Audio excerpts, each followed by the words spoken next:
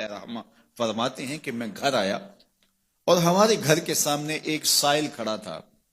سائل چوں قضائے مبرم ہے، جس طرح قضائے مبرم ہوتی ہے، ٹلتی نہیں ہے، اس طرح وہ ٹلنے والا ہی نہیں تھا. میں نے اس کو لا کہا بابا چلا جا، معاف کر، لیکن وہ ضد کر کے گھر کے دروازے کے اوپر کھڑا تھا. میں لاؤبالی کی عمر تھی تو سکول سے آیا تھا، میرے ہاتھ میں چھوٹی سی چھڑی تھی، تو میں نے اس کے کاسے کے اوپر ماری تو وہ کاسا ٹوٹ کے گر گیا اور اس کے اندر جو سارے دن کی ریزگاری جمع کی تھی وہ بھی بکھر گئی.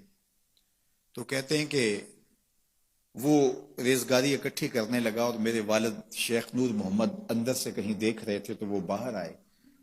انہوں نے وہ ریزگاری اکٹھی کر کے اس کو دی اور اس کو اور پیسے دیے اور اس سے معذرت کی اور اس کو رخصت کیا اور مجھے بازو سے پکڑ کے اندر لے گئے.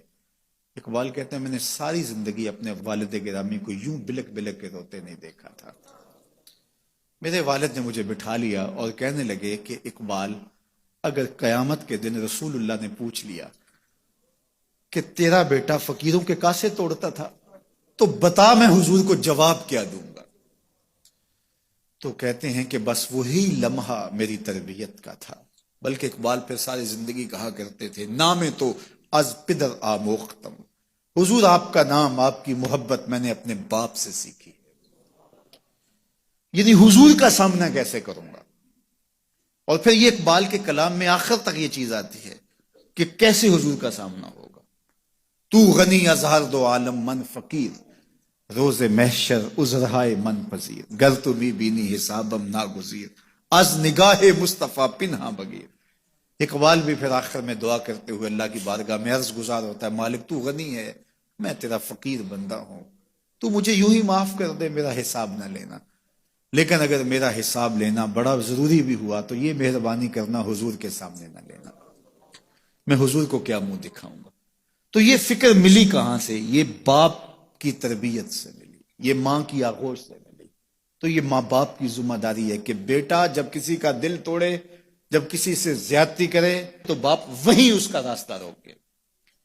اور ایک فقیر کا لاؤبالی پن کے اندر کاسا توڑ دیا اور باپ نے پھر ایسی تربیت کی کہ اقبال ساری زندگی لوگوں کے دل جوڑتا رہا، ساری زندگی بتاتا رہا کہ انسان کی اصل صورت کیا ہوتی ہے. دل نہیں شاعر کا ہے کیفیتوں کی رستخیز، کیا بتاؤں کہ درون سینہ کیا رکھتا ہوں میں، در غم دیگر بسوزو دیگر آرا ہم بسوز، گفت مت روشن حدیث گر توانی دار ہوش، کہہ گئے ہیں شاعری جزویست از پیغمبری، ہاں سنا دے پڑھ کے ان کو پیغام سروش.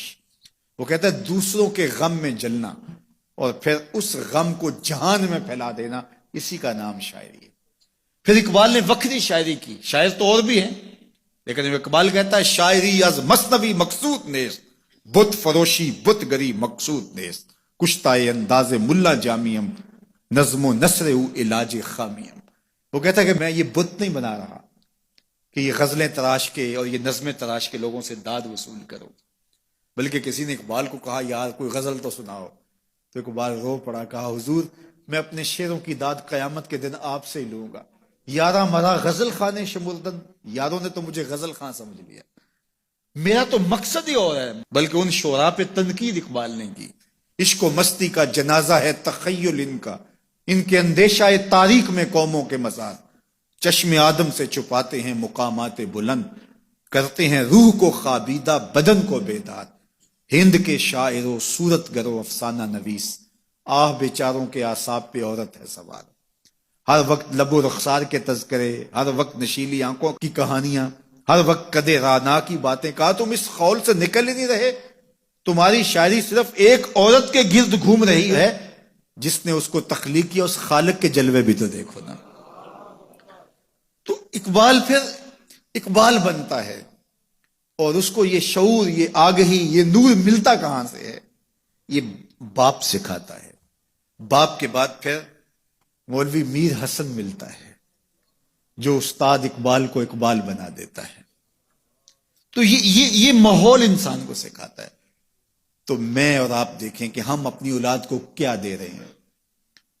تو کبھی بھی اپنی اولاد کو اس کی اجازت نہ دیں کہ وہ کسی کمزور پر ظلم کرے.